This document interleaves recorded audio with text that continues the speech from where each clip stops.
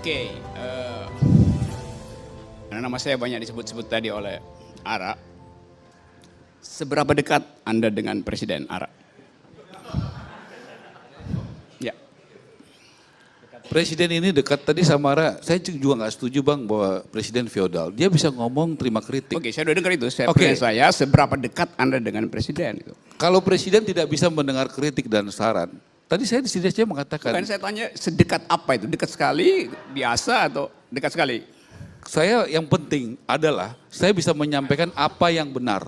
Apa yang saya dengar, apa yang saya lihat, dan apa yang saya yakini benar. Jadi kalau kita dekat itu, bukan kita minta-minta proyek dan sebagainya. Atau kita mempertahankan jabatan. Dia nggak pertanyakan itu. Oh iya. Saya jawab Dekat. cukup dekat. Oke, saya mulai. Oke, saya percaya aja tuh. Saya mau terangkan itu dari segitu dan saya juga nggak ada beban untuk mengucapkan kalimat-kalimat berikutnya nanti. Karena Presiden bilang dia nggak ada beban itu. Karena itu saya nggak ada beban. Bukan karena nggak ada badut maka saya nggak ada beban, tapi karena memang ini adalah periode terakhir.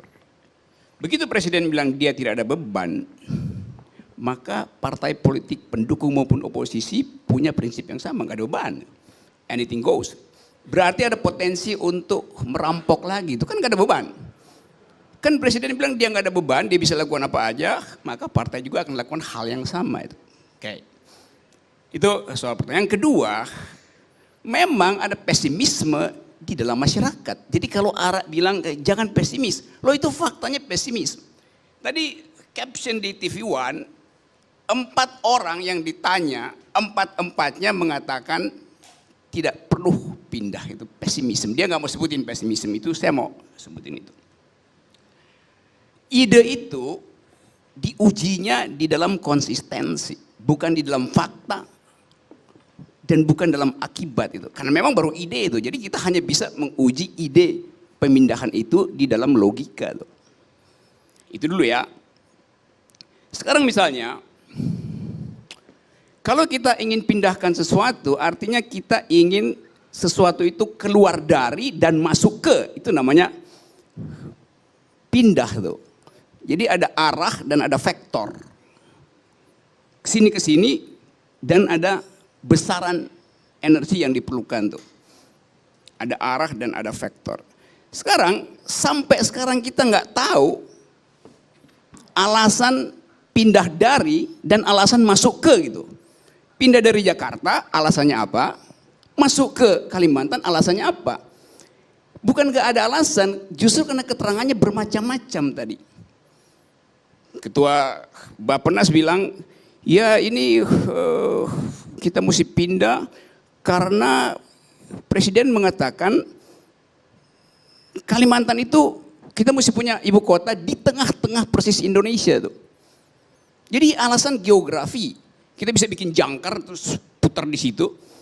Lalu orang bertanya, loh di zaman ini apa pentingnya posisi geografi dari satu tempat yang strategis itu?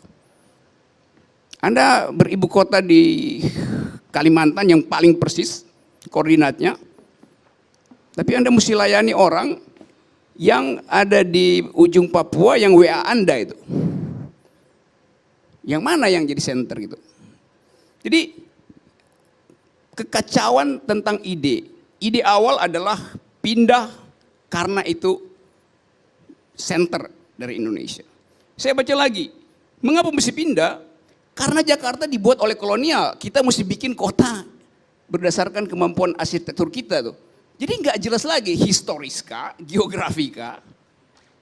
Alasan berikut macam-macam itu. Nah dari alasan-alasan itu jadi orang pesimis kan. Jadi nggak ada salahnya pesimis itu.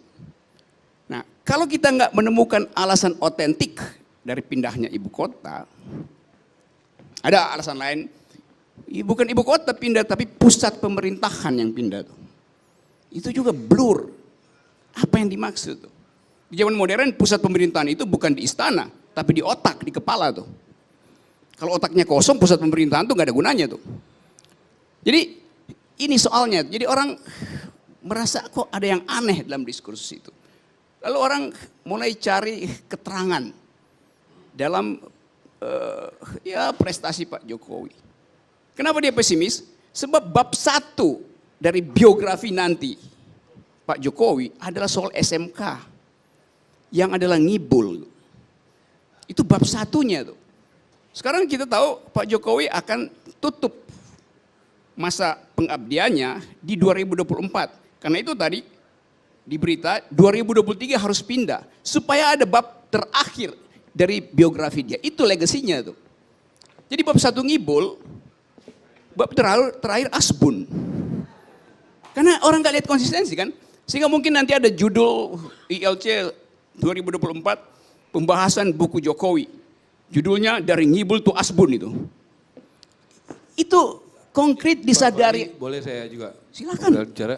Nanti saya terusin ya. Tapi jangan diambil semua waktu ya. Karena udah hampir Kita jam senang 12. diskusi yang berkualitas. Ya saya senang ya tadi kita punya posisi dan kita memerlukan betul baik di dalam dan di luar ya Bung Rocky yang mengkritisi seperti ini. Jadi menurut saya itu bagus. Tapi sering saya katakan juga sama Bung Rocky mengkritisi dari dalam juga itu tidak mudah juga. Saya pilih kritisi dari luar. Ya, jadi mengkritisi dari dalam juga itu berjuang untuk bagaimana menyampaikan tadi ya bagaimana konsistensi. Kita harus akui tidak ada pemerintahan yang sempurna. Oh ya, pasti tentu itu. ada yang enggak, kita sportif saja. Ya, kita punya beberapa presiden pasti ada kelebihan, ada kekurangan.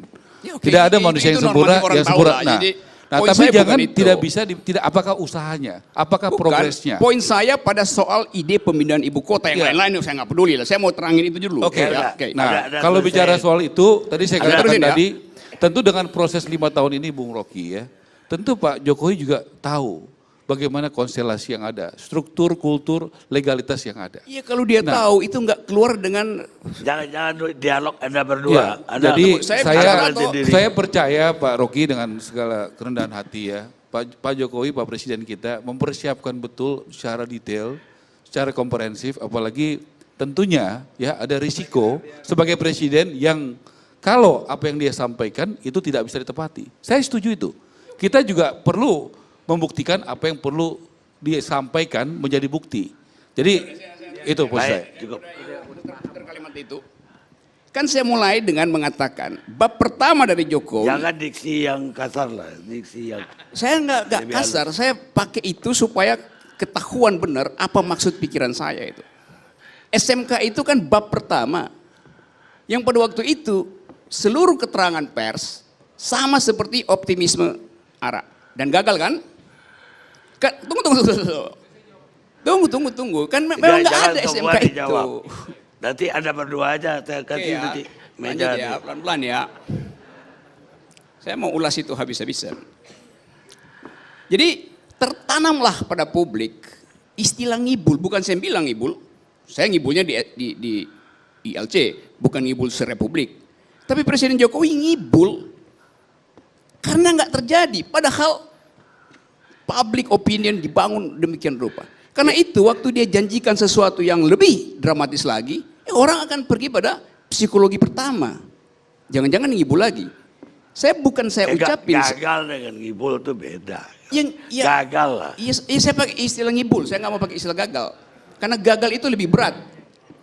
Konsekuensi dari gagal akan dituntut di depan pengadilan. You gagal berjanji. Ngibul aja deh. Itu soalnya. Karena itu tadi saya membayangkan, karena itu saya bikin bayangan aja. Isi bukunya itu bab 1 tentang ngibul, bab 2, bab terakhir tentang asbun. Jadi dari ngibul ke asbun. Ini satire aja, Anda nggak usah jawab, karena kalau Anda jawab nanti kita bertengkar lebih Nggak apa-apa substantif dong, ya. saya harus jawab dong. Nanti Anda Gini. juga buat buku juga Rocky Gerung yang tidak yakin Jokowi bisa menang, tapi Anda gagal terus. Ternyata rakyat Indonesia lebih banyak yang senang Lah, kayak Jokowi buku jadi itu. presiden daripada Anda sendiri. Ya, boleh, itu juga boleh. fakta itu juga gitu. Bahwa prediksi dan Iya. asumsi Anda itu banyak Saya akan salahnya. minta Ara kasih pengantar buku Dan itu. ya, dan saya juga sudah lihat Pak Karni, saya sudah datang lihat bagaimana progres daripada pabrik SMK itu. Belum selesai, ya.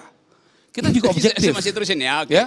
Nah, jadi kita juga boleh Yes, masuk ke boleh, wilayah-wilayah. boleh. Nggak bisa dong dia ngomong seenaknya saja menghujat tanpa ada counter dan Saya tidak berikan waktu menghujat. kepada kita. Faktanya itu. Ya faktanya ada progres juga yang saya lihat. Yang mana? SMK? Ya ada, saya udah lihat di lapangan. Iya, bisa nanti 2024 yang janjinya awal. Jadi begini, keyakinan kita, Udah- Bung, kalau itu belum dibuktikan, belum tuntas, iya. Tapi apakah ada progres? Ya. Kita juga mengawal dari dalam. Benar, saya tahu itu. Ya, Saya tahu saudara dan geng saudara ingin membuktikan itu berhasil. Saya nggak punya geng. Oke, kalau nggak punya geng, oke, saya buatkan geng baru nanti ya. Enggak. Kita punya pendirian sendiri, kita nggak perlu geng menyampaikan yang benar. Jangan Yes, ya karena Nanti itu. saya tutup loh. Boleh, karena itu. Ini.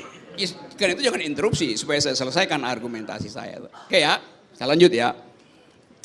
Sekarang saya bayangkan aja bahwa setelah presiden minta izin, proses politik pindah ibu kota itu. Sekarang kita uji lagi tuh. Setelah ibu kota pindah, asumsinya adalah jadi green city. Tapi dia lokasinya di tengah anak benua. Jadi you mesti pakai pesawat ke situ.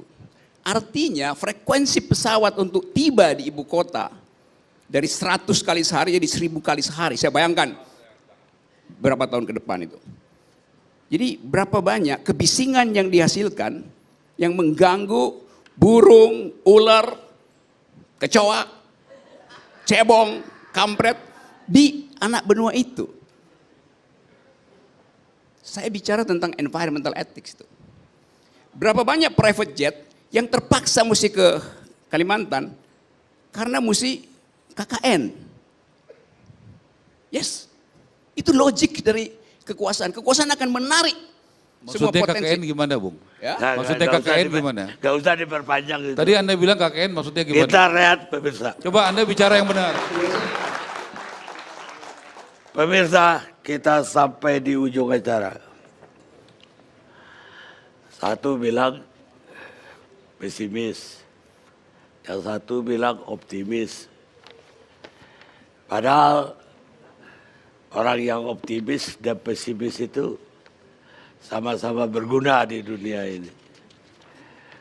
Orang optimis lah yang membuat pesawat terbang, orang pesimis yang bikin pelampungnya. Dua-duanya berguna. Itu pepatah Cina. Sekarang, Babe, Ridwan. Bang, izin Bang, interupsi sedikit Bang. Bang Rocky, tolong jelaskan soal KKN tadi, karena disampaikan ke wilayah publik.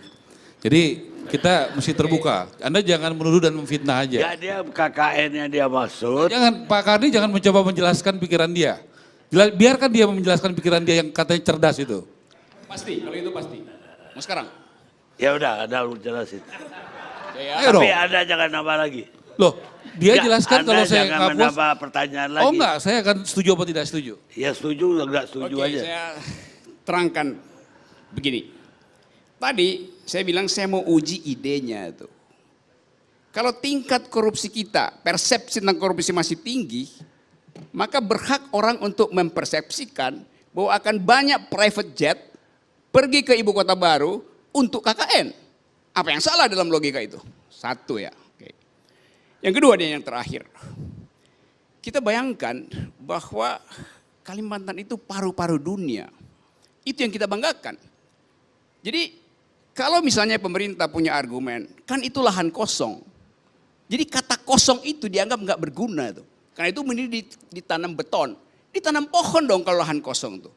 Ini zaman orang bicara tentang environmental ethics itu. Jadi saya membayangkan misalnya kalau dijadikan kota di situ dengan alasan apapun pasti dia mengganggu habitat. Pasti jumlah oksigen di situ berkurang karena tambahan penduduk, tambahan AC segala macam. Padahal kita butuh oksigen untuk kita pamerkan pada dunia bahwa Indonesia adalah ibu kota oksigen. Itu soalnya tuh. Nah, kekurangan oksigen berbahaya buat kecerdasan presiden. Terima kasih. Ya, saya jawab satu aja, Pak Karni izin. Karena saya senang ya, Bung Rocky menjawab secara jelas apa yang dimaksud KKN. Jadi menurut saya kita sedang bicara soal pembangunan ibu kota yang akan dipindahkan Kalimantan. Anda mengatakan akan ada private jet untuk KKN, begitu? Jadi kalau saya pikir Anda sangat tidak pas dan tidak etis untuk menyampaikan itu pada saat kita berbicara dan berjuang untuk itu. Kenapa? Kok belum Anda mengatakan ibu kota ke sana, kemudian ada KKN yang ke sana dengan private jet.